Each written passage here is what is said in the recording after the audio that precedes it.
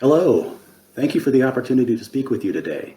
My name is Kyle Baker, and scouting has been part of my life for about as long as I can remember. Some of my best memories from my youth took place at scouting events. Looking back, I can now see that my leaders played a key role in creating that environment where my fellow scouts and I could have this experience. Leaders like Ken Kleinberg, Bob Adelsberger, Jerry Hamlet, and of course my dad. We're here tonight to recognize leaders just like this from our council who are receiving their Silver Beaver Awards in recognition of their service to their communities and to scouting.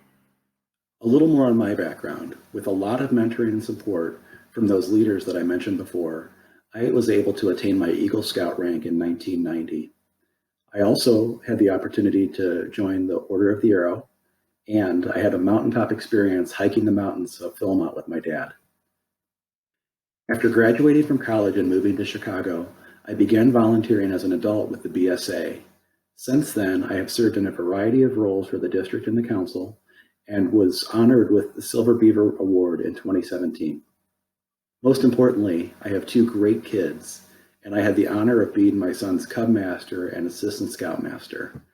I also have an amazing wife who supports my volunteering and doesn't mind if occasionally I go to a scouting event and don't take one of the kids with me. It was a great honor when my good friend Beth Costa asked me to share a keynote address at today's meeting on a subject I'm passionate about, servant leadership. In 1970, an AT&T executive named Robert Greenleaf wrote an essay called The Servant as Leader, which is the basis for servant leadership. Greenleaf got the idea for the essay while reading Hermann Hesse's book, The Journey to the East. In this story, we see a band of men on a mythical journey. The central figure in the story is Leo, who accompanies the party as a servant or a porter. Leo keeps the spirits of the group high, he sings, he's encouraging, all of those great things. Everything's going great for the group until Leo disappears. Once he does, the group falls apart and the journey's abandoned. They can't make it without their servant Leo. Years later, the narrator, who was part of the traveling group, finds Leo, and it turns out he was not just a valet for the group, but he was actually the leader of the organization that put the journey together. In his essay, Greenleaf observed that some individuals have a natural feeling that they want to serve, and to serve first. Then they make a conscious decision and they aspire to lead. Greenleaf noted this is different than one who focused first on being a leader, maybe because of some desire for power or money. When a person with a bias towards service makes the conscious choice to lead, they continue to keep their focus on ensuring other people's highest priority needs are met. In his essay, Greenleaf linked the words servant and leader together with a hyphen to define a new noun, servant leadership, that's fundamentally different than anything we've seen before. Now, servant leadership is not a new concept. Many would say that Jesus Christ was the ultimate servant leader, with his focus on teaching and serving those he led. In fact, he even told his apostles, "For the Son of Man did not come to be served, but to serve." Also before Greenleaf's time, in the 1964 edition of the Handbook for Patrol Leaders, Scouting started teaching lessons about teamwork and collaborative leadership via the words on the page and some terrific sketches. Historically, organizations were run by the top down in an autocratic manner, but nobody wants to follow a fella who's playing the big boss. The handbook also suggested that leaders wouldn't be successful simply by pushing or pulling those that they lead. Instead, leaders need to help those that they serve find their motivation, their carrot, and to take the metaphor a little further, provide some gentle guidance, the reins.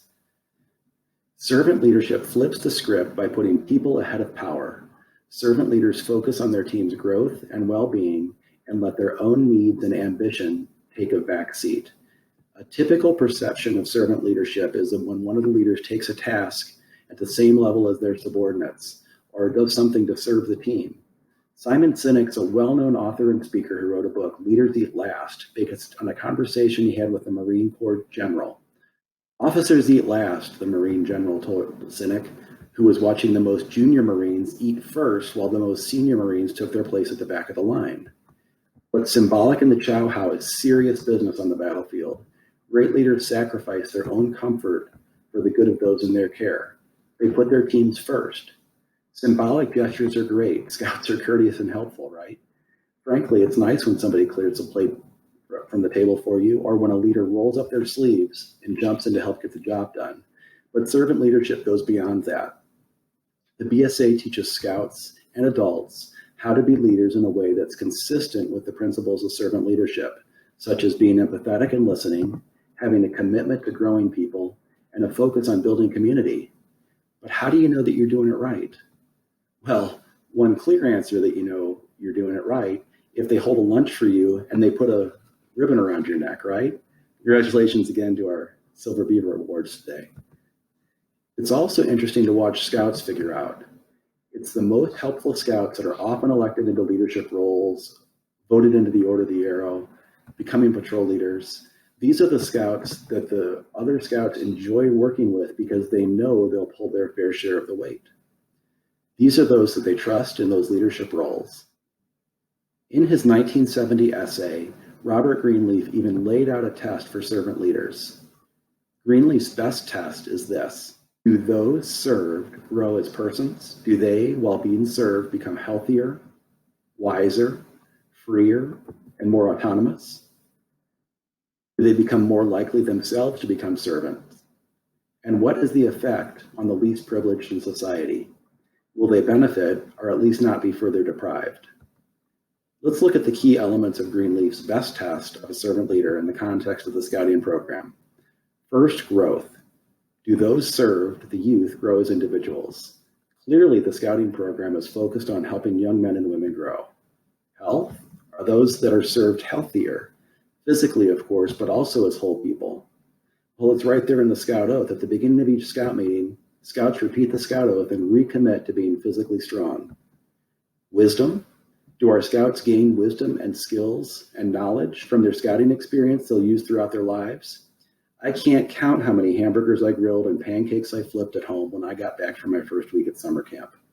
The Scouting version of this characteristic is mentally awake. What about freedom and autonomy? Are those served freer, and do they have more control over their decisions and their lives? I'd propose that there are two ways we look at Scouting through this lens. First, Scouts learn about being morally straight. We help them set their moral compass so they can make good decisions throughout their life. Another way to look at it is through the Scout motto. Are we helping our Scouts become self-sufficient so they can be prepared for life and the challenges they'll face as adults? The last part of Greenleaf's test is to assess the impact on the community. As a result of servant leadership, is the society better off? The Scout motto teaches us to do a good turn daily, and I'll tell you, that seems like a great start. Now, at this point, you're probably saying, what about that part where those who are being served become servants themselves? Well, for me, the most gratifying part of being a volunteer is watching when the Scouting program works, and when you have Scouts serving and leading other Scouts. When you see the program working, it's easy to see our Scouts as the future of our country and industry. Now, this is the part where I put a gratuitous plug in for the National Youth Leadership Training Course, NYLT, which will be run at Camp Loudon this July. Registration's available online. Spots are filling up fast. Thank you very much for your time today. I appreciate the chance to speak with you. I'd like to leave you with one final thought. Servant leadership is a journey. There is no end state. I had a professor that used the phrase servant leaders in training to represent the focus that leaders have on continuing to develop their own skills as they continue to serve and teach others to serve. Once again, congratulations to the leaders that are being recognized today. Your passion for the program is inspiring. Congratulations on all that you've done and all that you'll continue to do to serve Scouting, the youth, and our communities. Thank you very much.